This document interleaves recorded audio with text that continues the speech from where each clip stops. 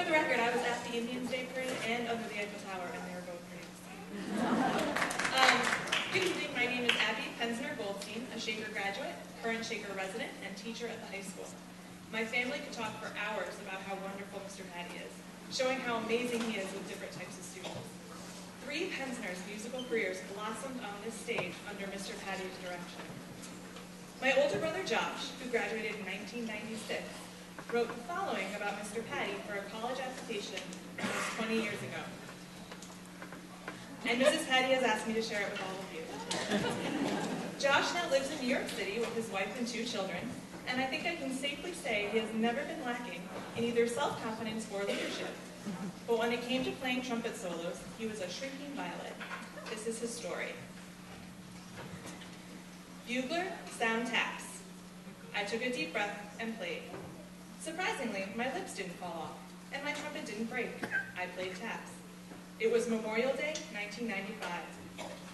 3 years ago, I could not even play the trumpet for my family. Now I was standing on a hill in front of Shaker City Hall. Below me were hundreds of people.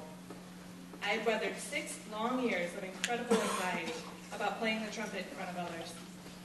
The teacher who helped me overcome my fear was my middle school band teacher and the assistant director at the high school, Mr. Pattie.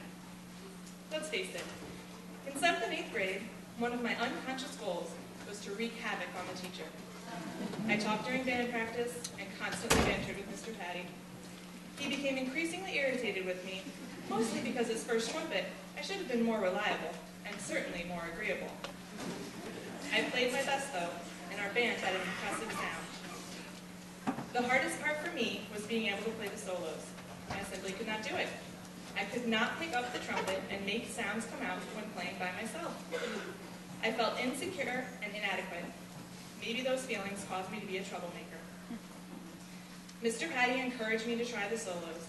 He would yell, "Put some air through your horn," and "Shut up and play." Nothing worked. When the soloist was absent, the solo was not played. I felt smaller and smaller. Everywhere else in my life I was successful. I could give a speech in front of the class or participate in the state spelling bee. I succeeded everywhere but in that stupid band room. As I moved on to high school, I was swallowed up by the hundreds of people in the band. I didn't have to worry about solos anymore, or so I thought. Lo and behold, auditions for the wind ensemble came around. I practiced the audition music, but I went to the audition and fell apart. My lips shook so violently that I could barely sound a note. I squirmed around and looked around for Mr. Pattie. He wasn't there, but maybe he was, because memories of 7th and 8th grade band took over. I vowed that history would not repeat itself. I could hear Mr. Pattie, a sort of Jiminy Cricket, saying that I needed to relax. He said that he knew that I, a good player, had to play with confidence. I made the wind ensemble and kept practicing, becoming more confident. Confidence helped me in the auditions for the jazz ensemble. That same confidence carried me through solo and ensemble contests, where as part of trios or quartets, I received 1s for our performances. The end of my junior year came, and as always, the marching band performed in the local Memorial Day parade.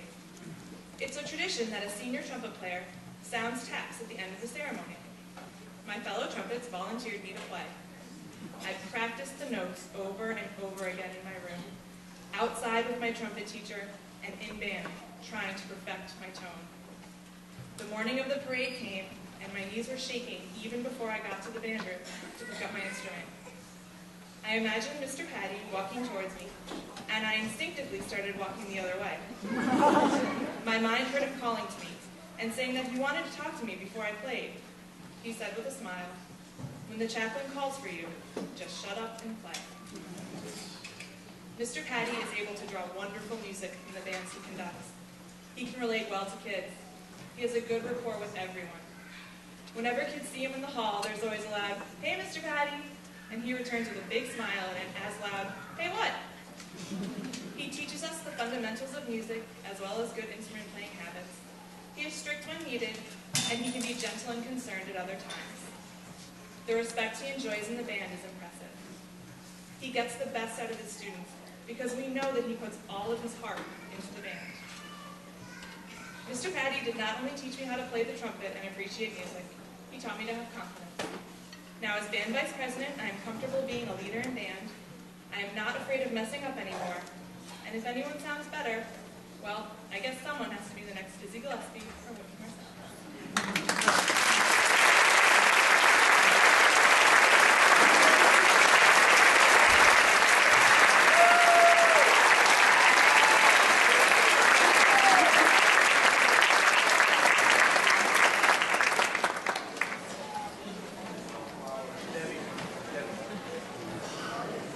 Let's bring Mr. Pattie's wife, Debbie, up to the stage real quickly.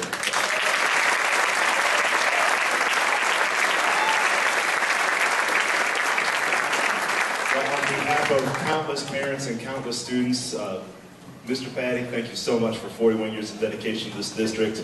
You know, you're leaving a legacy behind here that we can only hope to continue on as a band staff. So, ladies and gentlemen, one final time. Oh, before I go into this, there's a reception after the concert here down in the cafeteria, so you're all invited to come on down and share your memories with Mr. Pattie if you didn't get the microphone this evening. But, ladies and gentlemen, one final time, the Legends of Soul, Mr. Jeff Pattie.